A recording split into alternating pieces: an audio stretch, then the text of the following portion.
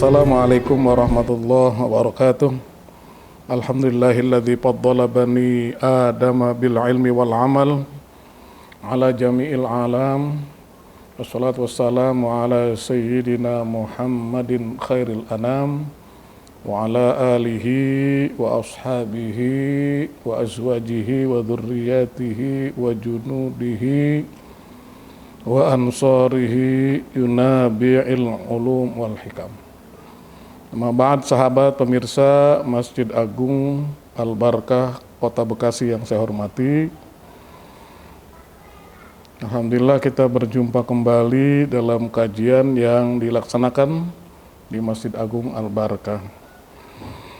Pada kesempatan ini kita akan lanjutkan bacaan kita yang terkait dengan masalah nashrul ilmi syar'i, yaitu menyebarkan ilmu syariat agama Islam kepada umat Islam, kepada orang-orang Islam, orang-orang yang beriman kepada Allah Subhanahu wa taala.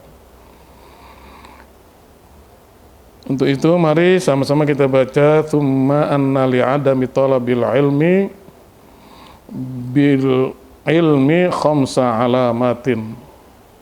Kemudian sesungguhnya tidak ada anjuran dalam mencari ilmu itu untuk tujuannya mencari harta. Untuk mencari harta dengan ilmu yang kita peroleh, tidak ada anjuran, tidak ada perintah kita mencari ilmu itu tujuannya untuk mencari harta dunia. Nah, tandanya di sini ada 5 tanda. Yang pertama adalah alla yukhalifa qauluhu ma yaf'aluhu. Yang pertama, tidak bertentangan ucapan dengan perbuatan. Tidak bertentangan ucapannya terhadap apa yang dia lakukan. Orang yang punya ilmu adalah fayakunu huwa awwalu fa'ilin lil ma'murati wa tarikun lil manhijati. Orang yang punya ilmu itu tidak boleh bertentangan apa yang ia ucapkan dan apa yang ia perbuat. Dan orang yang berilmu itu adalah orang yang pertama kali melakukan perintah-perintah yang diajarkan, yang dianjurkan oleh Allah dan Rasul-Nya, dan meninggalkan terhadap apa yang dilarang oleh Allah Subhanahu wa taala. Jadi orang yang berilmu itu berilmu agama, terutama agama Islam, adalah orang yang pertama kali mengerjakan segala perintah Allah dan meninggalkan terhadap apa yang dilarang oleh Allah Subhanahu wa taala. Yang kedua, wasaniyatu ayyataniya bil ilmi ala hasbi taqatihi. Yang kedua, orang yang mempunyai ilmu tujuannya untuk tidak mencari dunia, untuk tidak mencari harta. Dengan ilmunya itu dia berkeinginan, dia memberikan perhatian dengan ilmunya itu sekedar kemampuannya, dan ia mencintai taat kepada Allah Subhanahu wa taala, mencintai ketaatan kepada Allah, berkeinginan serta memperhatikan dengan ilmu yang ada pada diri orang itu, sekedar dia kemampuannya dan dia senang untuk taat kepada Allah Subhanahu wa taala. Wa yatawaqqa an ilmin yukthirul jidala, dan dia memelihara diri dari ilmunya itu untuk apa? Untuk menghindari dari banyak pertengkaran, banyak perbedaan, banyak khilafiyah. Jadi dia pelihara dirinya dengan ilmunya itu, dia jaga dirinya dari masuk kepada hal-hal yang bertentangan dengan orang lain. Itu yang kedua. Yang ketiga, wasalisatu ayyajtaniba tarafuhu ta'amin wa maskanin wa athathin wa libasin. Orang yang punya ilmu itu dia harus menjauhkan diri dari kehidupan yang mewah.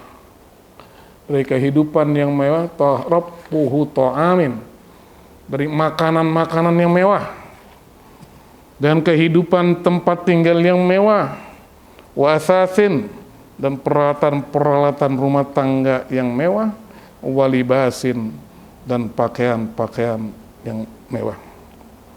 Sahabat pemirsa Masjid Agung Al-Barakah Kota Bekasi yang saya muliakan, jadi yang ketiga ini, orang yang punya ilmu itu harus dia menjaga makanannya. Jangan sampai memakan makanan yang diharamkan oleh Allah Subhanahu wa ta'ala. Begitu juga tempat tinggalnya.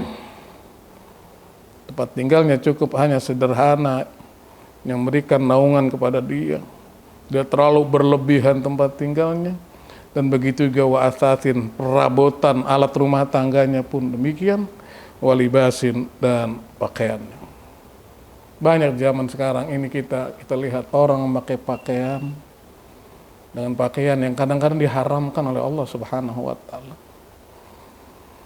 Memakai emas dan lain sebagainya. Haram bagi laki-laki untuk memakai emas itu. Begitu juga banyak laki-laki yang memakai baju batik dan lain sebagainya dengan baju yang sangat mahal, yang kadang-kadang di dalamnya di situ ada sutranya. Sutra bagi perempuan hukumnya halal. Memakai sutra bagi perempuan tidak apa-apa, karena perempuan adalah bagian dari hiasan, tapi bagi laki-laki diharamkan untuk memakai sutra.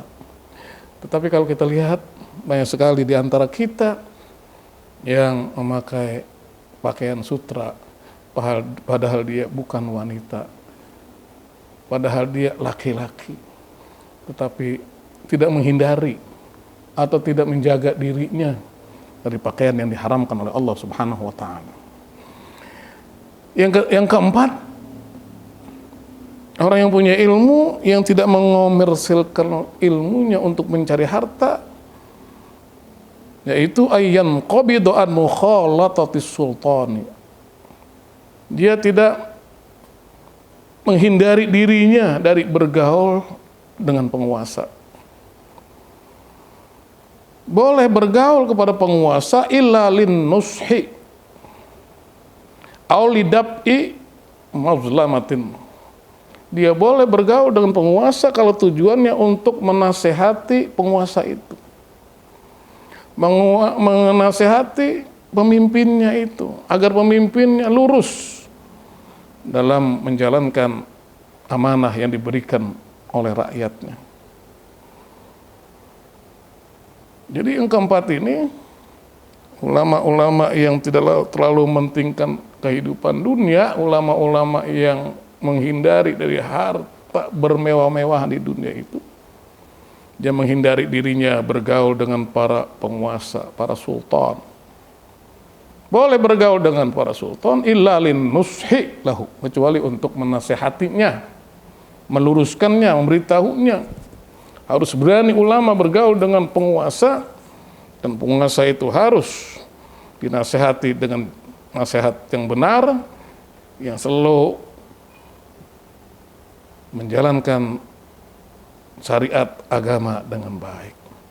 Tapi kalau bergaul dengan penguasa, malah penguasanya bukan dinasehati, justru ikut kelakuan penguasa yang zalim, yang tidak amanah, maka ulama tersebut akan mendapatkan kutukan dari Allah Subhanahu wa ta'ala. Aw lidaf'i madlamatin, atau bergaul dengan penguasa tujuannya untuk menolak kezaliman, boleh ulama tersebut bergaul dengan penguasa. Aw lisyafa'ati, atau tujuannya ulama itu bergaul dengan penguasa itu untuk menolong penguasa agar mereka senantiasa taat kepada Allah dan Rasul-Nya, memberikan jalan kebaikan kepada penguasa itu, kepada jalan yang diridhoi, tidak ada masalah bergaul dengan para penguasa. Au lisyafa'ati fi mardhatillahi ta'ala. Jadi menolong penguasa itu untuk selalu berada di jalan yang diridhoi oleh Allah Subhanahu wa taala. Sahabat pemirsa Masjid Agung Al-Barkah Kota Bekasi yang saya hormati dan saya muliakan, wal khamisatu, yang kelima, tugasnya para ulama untuk tidak mencari kehidupan dunia yang berlebihan, tujuannya alla yusari'a ilal fatwa bal yaqula ihtiyatan.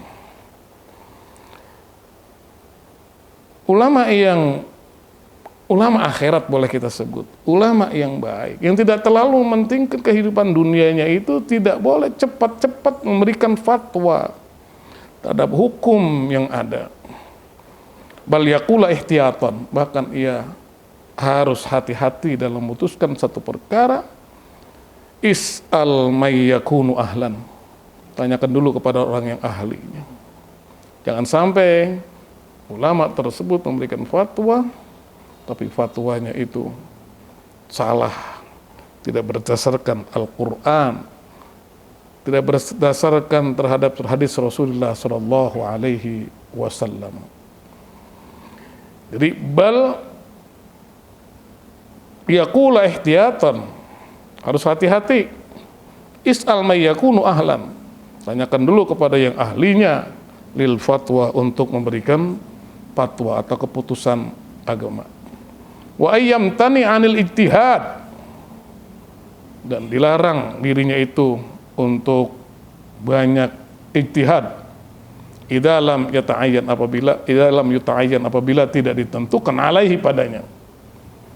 Apabila tidak ada ketentuan, jangan cepat-cepat dirinya itu untuk berijtihad. Bal yaqulu la adri, tapi ulama itu harus berkata saya tidak tahu. Idza lam yashul al ijtihadu alaihi, apabila ijtihad itu tidak mudah baginya. Jangan cepat-cepat berijtihad, tanyakan kepada orang-orang yang ahlinya. Inilah yang barangkali menjadi perhatian kita bersama, bahwasanya orang yang berilmu itu tidak boleh bagi dia untuk mencari harta, mencari kedudukan. Cukup dengan ilmunya itu dia manfaatkan untuk kehidupan dunia dan akhiratnya. Insya Allah akan diberikan keselamatan oleh Allah Subhanahu wa ta'ala. Sahabat pemirsa Masjid Agung Al-Barkah Kota Bekasi yang saya muliakan, saya kira cukup sekian apa yang dapat saya sampaikan. Yang benar datangnya dari Allah, yang salah datangnya dari kebodohan saya. Hadanallahu wa iyyakum ajma'in. Wassalamualaikum warahmatullahi wabarakatuh.